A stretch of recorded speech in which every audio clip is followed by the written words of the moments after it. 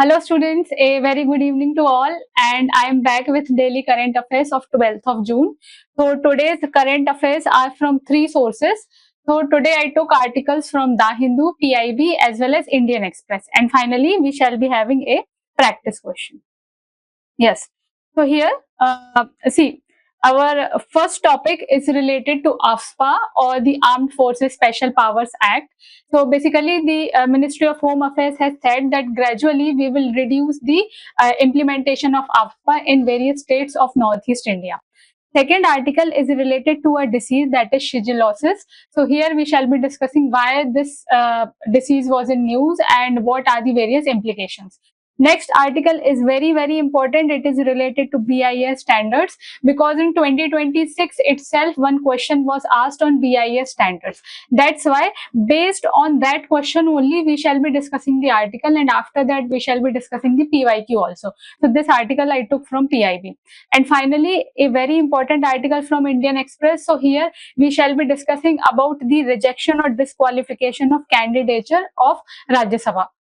So here basically, as you know, that the biennial cycle of elections of Rajya Sabha was going on, and this news was related to that only. So one leader, one member of Congress party, her nomination was rejected for the Rajya Sabha elections.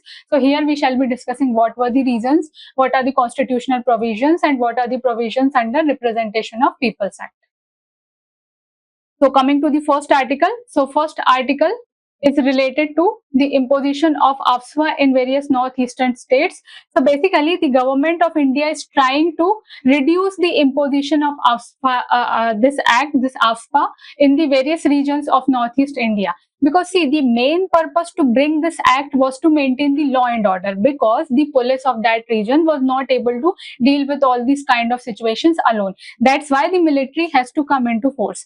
So here the reason was to maintain law and order situations, and now according to recent reports, the law and order situation is improving in various regions in northeast India. That's why at present very few regions of northeast India are at present under AFSPA, because sometimes people are saying that this act has been misused also. That's why government is trying to reduce its impact on the northeastern states.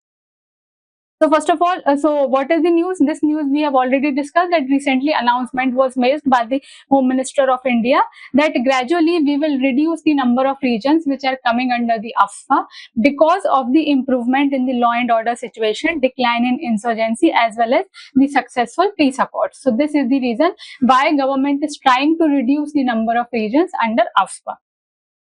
So quickly, let's discuss about the background of AFSPA. So you will all get a better idea that why it was actually imposed in the various regions of Northeast India.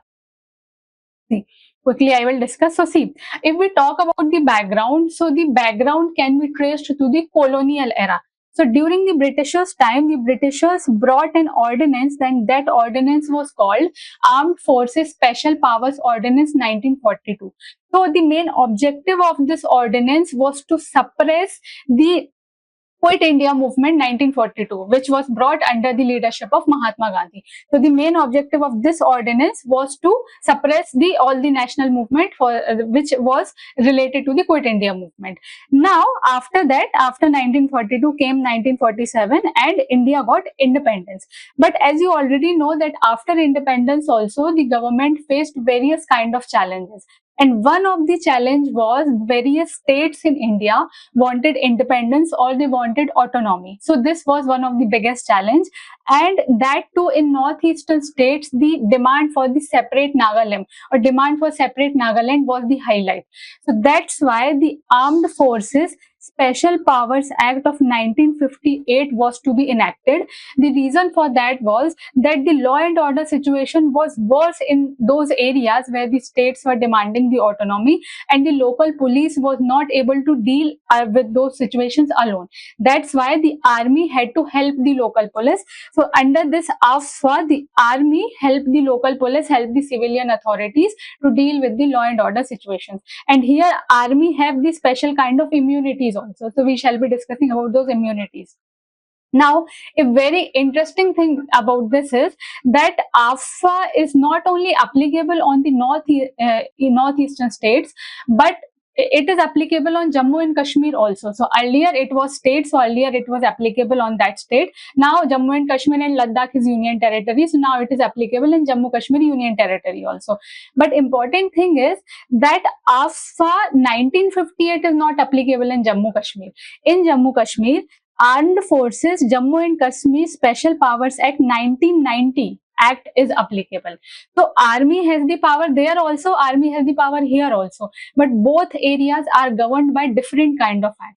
So Northeast is governed by the APPSC 1958 and Jammu Kashmir is governed by the APPSC 1990. So please remember this. So if UPSC asks the question that Armed Forces Special Power Act is applicable only on the northeastern states, so answer will be no. But if UPSC specifically asks about the Act of 1958, so answer will be yes, because that act was brought to deal with the armed rebellion or insurgency in the northeastern states only. Now, quickly, let's discuss some of the provisions of APPSC which can be asked in prelims. So first important thing, as I already discussed here, armed forces will be helping the local police.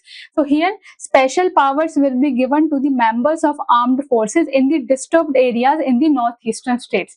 So first important thing, this act is brought for the northeastern states.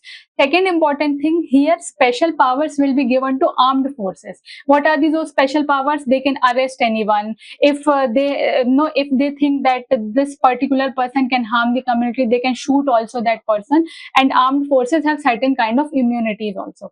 So specifically, if we talk about the section 3 of this act, so few authorities in India have the power to declare a particular area as a disturbed area. And if that area is a disturbed area, then APPSC can be imposed on that area. So first of all, you must remember that who can declare an area in northeastern states as a disturbed area. So please remember, governor of any state, administrator of any union territory or central government. All these three entities can declare any area as a disturbed area in any state or any union territory.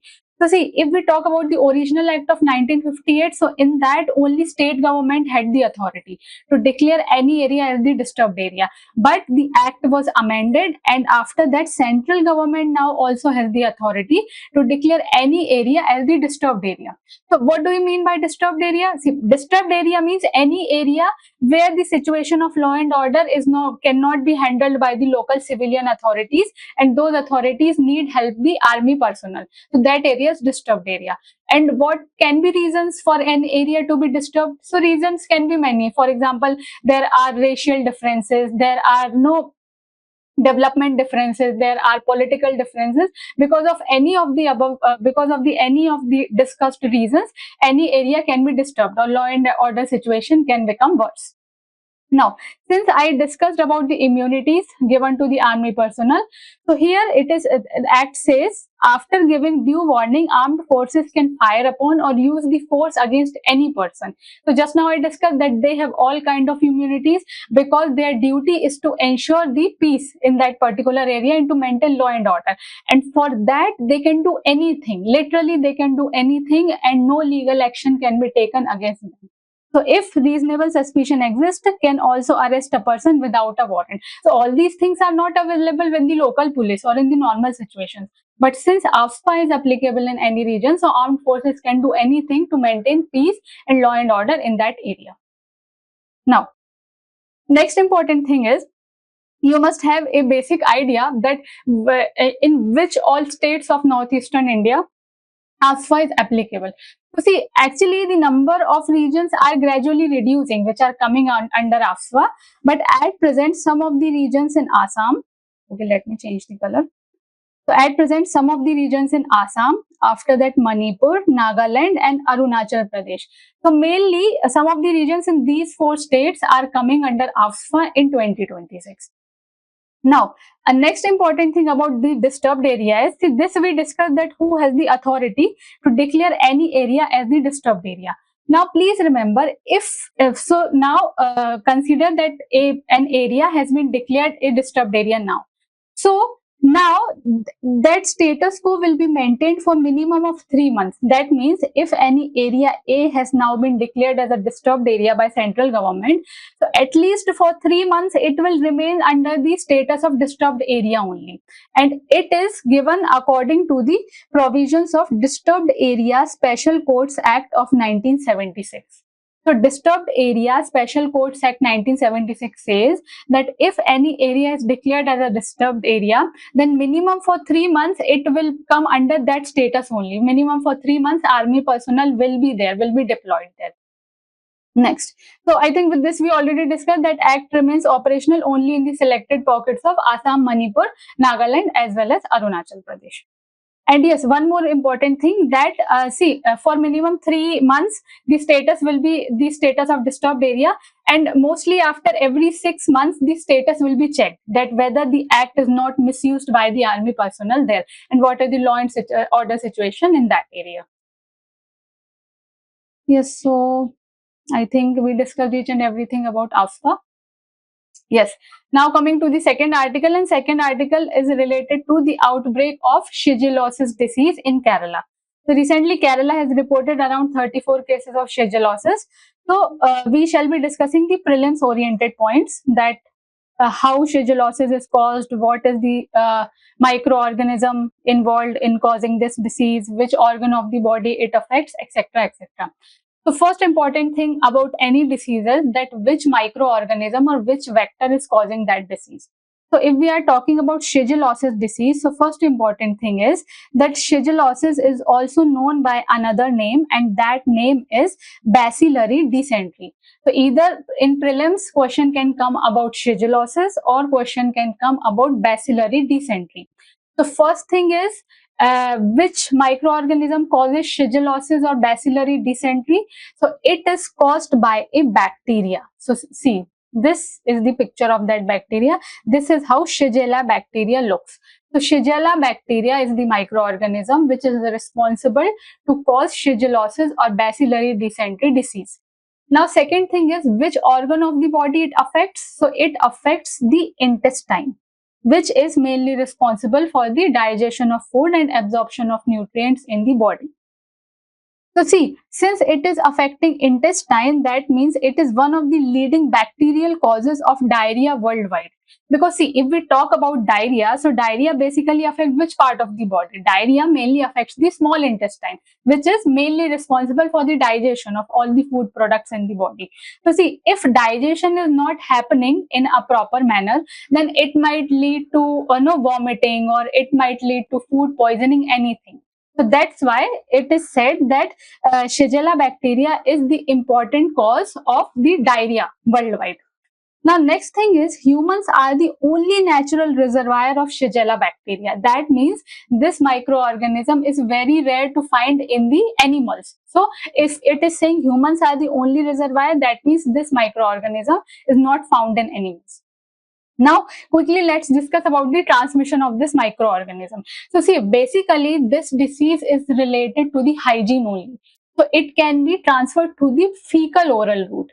So, how fecal oral route can become active? It can become active through contaminated food, water, if your hygiene is not good, person to person contact, etc. So, basically it is a communicable disease which spreads through fecal oral route. Now, so see, if we talk about the common symptoms, so about diarrhea, we already discussed that this is the leading cause of diarrhea worldwide. After that, what are the common symptoms like bloody stools, fever, nausea, vomiting, etc., etc. Now, if we talk about the treatment, because if we are reading about any disease, the treatment is also important. So, if we talk about the treatment, so what is the treatment? So, see, actually, the resolution is very easy for this disease. So, it can be overcome within 5 to 7 days, within a week. Important thing is you have to focus a lot on the hygiene, on rehydration, on the supportive care, etc., etc. So, this is not a major disease, but if you not treat that disease, then it can become a problem, especially for the people who are in the vulnerable stage, for example, children or the old age population. Yes. Now, next article is very important. So, the next article is related to the Indian standards which are released by the Bureau of Indian Standards So here this article is related to the Indian standards, which is released by BIS or Bureau of Indian Standards, and its main purpose was to safeguard the indigenous crop varieties in India. So see, I will discuss in details. So basically the news is about that recently the standard body of India, so the standard body of National Standard Body or the Bureau of Indian Standards, so this has released the standards for the community seed bank management requirements in India. So you have to remember that standard also. What is that standard? 20201-2026. Please remember 20201-2026 is the Indian standards for the community seed bank management requirements in India. Now, before going deep into this topic, I will first discuss the PYQ, which was asked in 2026. Then you will get an idea that why we are reading this news. So see, first of all, we will discuss the PYQ itself. Yes. So this is the previous year. So this actually it's not previous year. This was asked in 2026 itself. So see what the question says. Question says, Bureau of Indian Standard has recently introduced a national standard to test and assess the bomb disposal system. So the news which we are discussing is related to community seed bank management. And this question was asked on the Indian standards of bomb disposal system. Now, what kind of statements it is asking? It is asking, new standard is known as IAS 19445-2025. So that's why I was asking you to remember the standard also. Then it will improve interoperability of equipment across agencies. So after that, it is asking that if BIS has given the standard to the bomb disposal system, so what will be the significance of that? Okay, so first thing, it is asking you to remember the standard. After that, it is asking you to know the significance, that what will be the significance of that.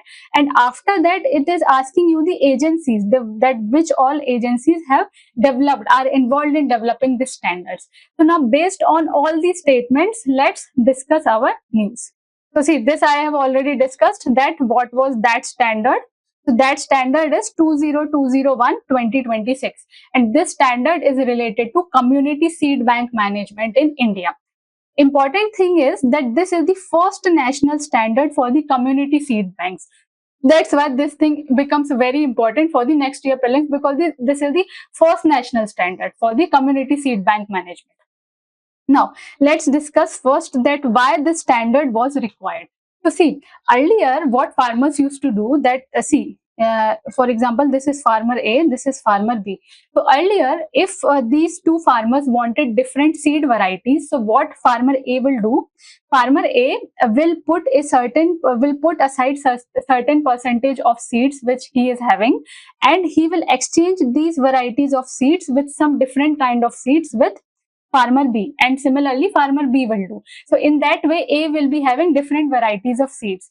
But now in modern days, what is happening? Farmers are increasingly buying the commercial seed varieties. So see, these commercial seed varieties may be very good for the yield or productivity, but because of much focus on the commercial seed varieties, many traditional or local seed varieties are disappearing.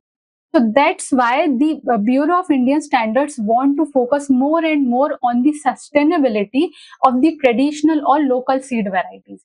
Now, quickly, let's discuss first the importance of traditional seed varieties. See, why we are saying that traditional or local seed varieties must survive. Reason for that is, see, many seed varieties in India are drought resistant. Many seed varieties are flood resistant. Many seed varieties in India are pest resistant.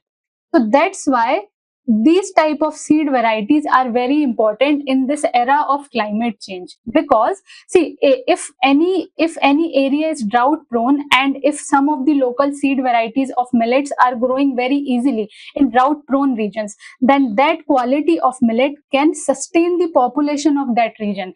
It can sustain the population economically, socially, environmentally, any kind. And similarly, I can talk about the flood resistant varieties.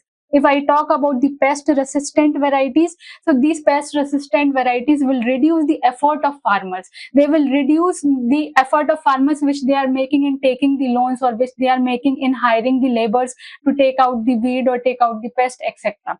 That's why traditional seed varieties are very, very important for India, and very, very important for the sustainable development, right?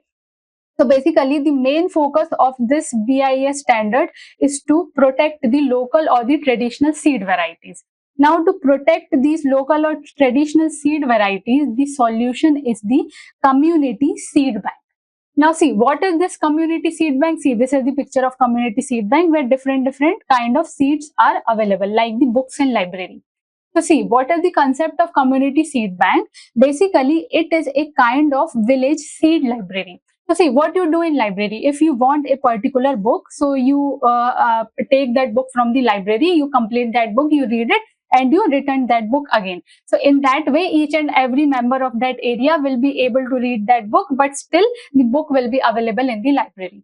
So same thing will be happening in the community seed bank. So in community seed bank, for example, this seed bank is having different varieties of seeds. So for example, farmer want this kind of seed. So farmer will take this seed from the community seed bank. Farmer will grow the crop in the agricultural field, and after the harvest, farmer will return this amount of seed to the community bank. So in that way, farmer was able to use that seed, and seed is still available in the bank so that other farmers can also use that seed. So that's why in this way, community seed bank is seen as a solution to protect the local seed varieties or traditional seed varieties in India. Now, what was the reason to provide the Indian standards to this community seed bank? So see, the reason to provide the Indian standards is to maintain the quality of the traditional or local seed varieties. So basically, Bureau of Indian Standards is saying that if you want to manage a community seed bank in any village, then you have to follow particular rules from my rule book. And that rule book is called as IAS 20201-2026, that is the Indian standards. So basically what this rule book will be saying, so according to these standards, BIS will be providing certain provisions, certain rules of how you can store the seeds, how you can dry the seeds, how you can clean the seeds, how you can test the quality of the seeds, how you can maintain the quality of the seeds, how you can exchange the seeds, all these things.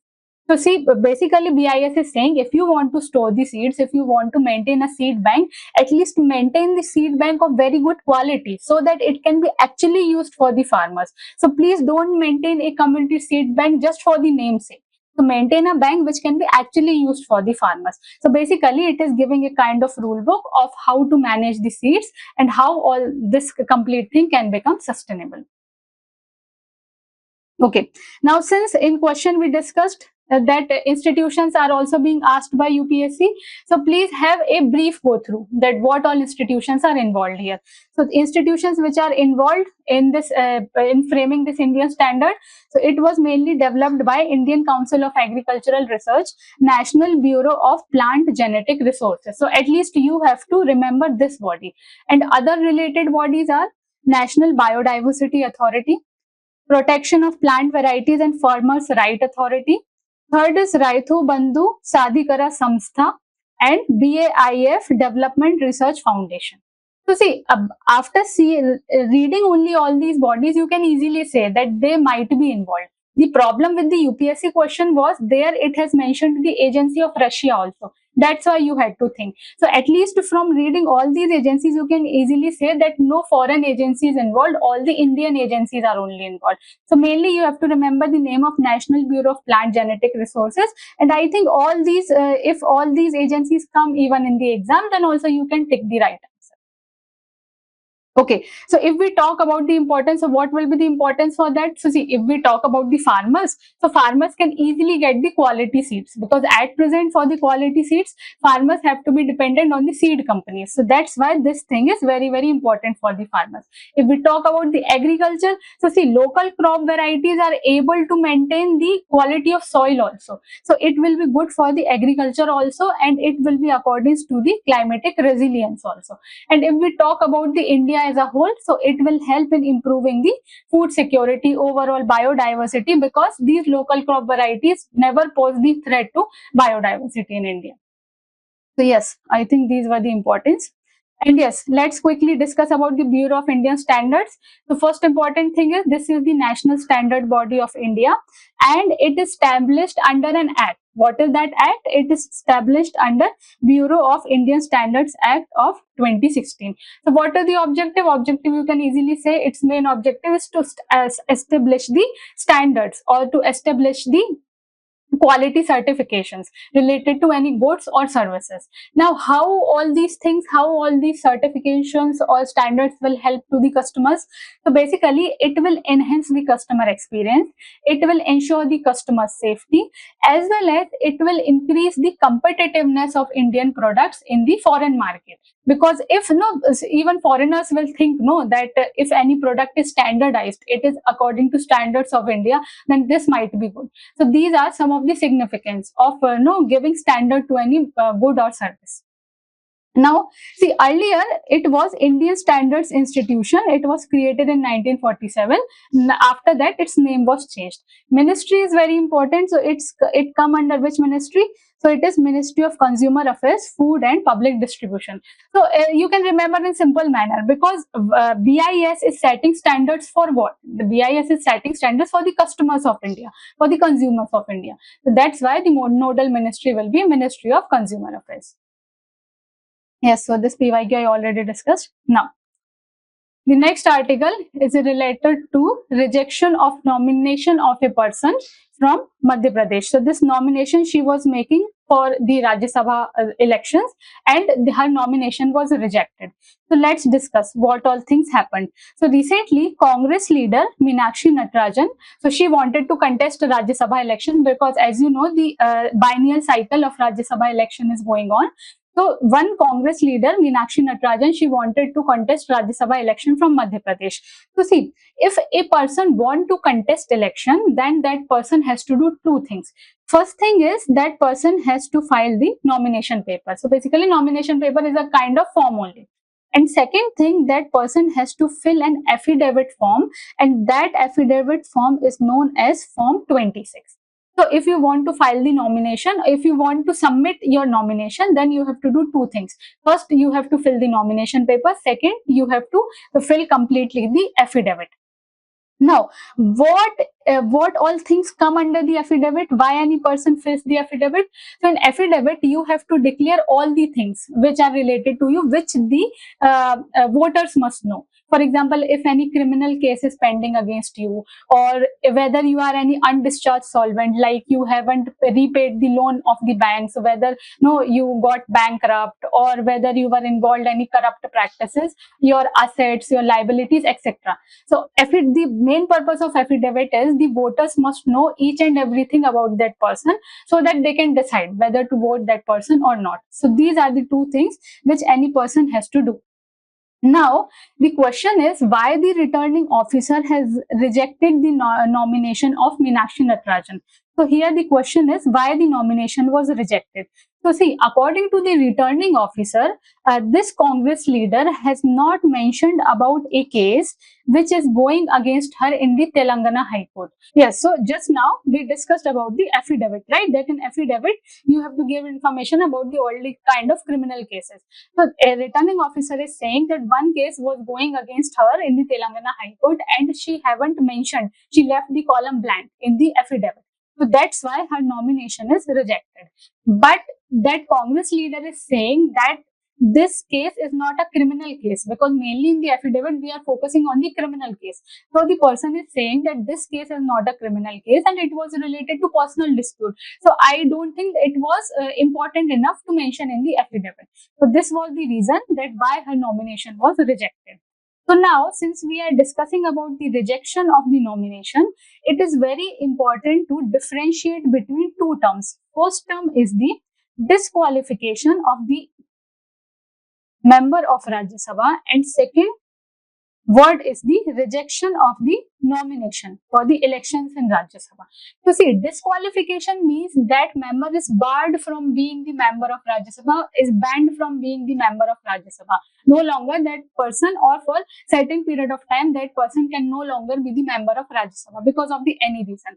But rejection means that person can be the member of Rajya Sabha, or that person is eligible to be member of Rajya Sabha, but nomination is not accepted because the affidavit form or the nomination paper were filled incompletely, or some of the information was not disclosed. So please remember, there is a difference between disqualification as well as rejection. Disqualification means you are no longer qualified to be for being the member of Rajya Sabha because of any reason. Rejection means you are qualified, but since you have not filled the form completely, or you have filled the form completely or incorrectly, that's why your nomination is rejected. So since we are talking about the disqualification and nomination, so let's quickly discuss. I'm not discussing all the grounds, but quickly I will discuss the grounds for disqualification as well as rejection. So see, if we talk about the disqualification, so basically disqualification of MPs in India is being dealt under two things. First is the Constitution of India, that is under Article 102, and second is Representation of People Act 1951. So see, if we talk about the Constitution, so in Constitution very basic things are given, that under what all things you can say that member is disqualified from being member of Rajya Sabha. So first is holding an office of profit. So basically the office of profit means any executive office, because say you are already an MP. So after being an MP, you cannot hold any other office from where extra profit is coming. So for example, you are becoming the chairperson of any other government organization. So that is office of profit. So if you are holding any office of profit, then you cannot be member of Rajya Sabha. Second thing is mental state and financial standing. That means if you are not of very good mental state, how you can legislate in parliament, right? Second thing, your financial standing. That means if you are bankrupt, if you are not repaid the loans of the bank, then also you cannot be the member of Rajya Sabha. And finally, the citizenship. Even if you have voluntarily given the citizenship, or government of India has taken back your citizenship, if you are no longer citizen of India, then you cannot be member of Rajya Sabha. If we talk about the grounds under the Representation of People Act, so here the first ground is the serious criminal convictions, and here section 8 of RPA deals with serial criminal convictions. So see, under serious criminal convictions, RPA says that if any member is imprisoned for 2 or more than 2 years, then that member will be barred from being the member of parliament, barred for that period of imprisonment, and after that 6 years also. Second thing is the corrupt practices. So it is written in the section A of RPA. Corrupt practices means, for example, you are giving bribery, or for example, you are trying to manipulate the voters. All these things will come under the corrupt practices. Next thing, failing to show the election cost. It is dealt under section 10A. Election cost means if you are not telling correctly the returning officer or the Election Commission of India that how much money I have spent in the election campaigning, then also you might get disqualified. And finally, under the anti-defection law, that is dealt under 10th schedule. So basically, anti-defection law says that if you are not following the whip of your party, or voluntarily you are giving up the membership of party, then you can be disqualified from being member of parliament or from being member of Rajya Sabha. Now, since the article was about rejection, so let's have a basic idea about the grounds for rejection also. The first thing is the hiding material facts. So this we already discussed, that returning officer is saying a case was going on and you have hidden that fact. You have hidden that fact. Second is the lack of valid backers. See, if any member is filing the nomination papers and filing the affidavit, then that thing must be supported by 10% or 10 MPs. Whichever situation is valid in that particular case. So all these, this nomination and affidavit must be supported by the, not MPs, this must be supported by MLAs, 10% or 10 MLAs. If this is not done, nomination paper can be rejected. Third thing is failing to pay the deposit. See, if you want to run in the elections, if you want to fight the elections, it's not like anyone can fight the elections. You have to pay the deposit for that. So if we talk about the general category candidates, then this deposit is I think around 10,000, and for SC and ST candidates, this deposit is 5,000. So if you are failing to pay the deposit, then also your nomination paper can get rejected. And finally, missing the official oath. So see, when you are filing the nomination papers, then also you have to take the official oath before the returning officer. So this can also be one of the point for rejection of nomination. Now, a practice question for you. The Bureau of Indian Standards recently released IAS 20201-2026. Which of the following statements regarding this standard is or are correct? First is, it provides requirements for the community seed bank management. Second is, it aims to conserve indigenous crop varieties and promote climate resilient agriculture. Third is, it has been developed under the convenorship of ICAR, National Bureau of Plant Genetic Resources. So try to give answer of this question in the comment section. So yes, that's all from my side for today. Thank you and have a nice day.